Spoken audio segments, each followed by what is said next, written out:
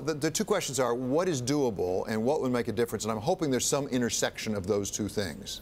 Well, it's difficult, as you see, from where we are now. We just heard how difficult of a job Congress has. So what would help is really three main things: simplification, stimulate the economy, and generate the right revenue that's needed for the country.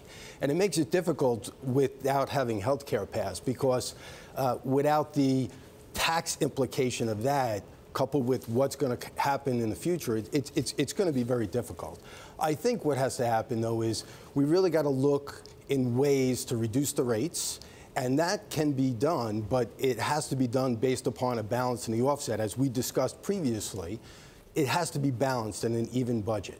And where are you going to gain the revenues from the cuts? So hopefully, one thought was, with the health care bill still having that, right, the taxes that are still there, maybe that could be an offset. But it looks like they've lost that, at least for the time being. It looks like they lost that. So that's a small step backwards. It definitely is. So I think, if you look at the revenue gainers, one is the repatriation of earnings, which would definitely help many companies. So let's talk about corporate tax for a moment. Repatriation, as well as lowering the rate. Those are the two main things we've talked about.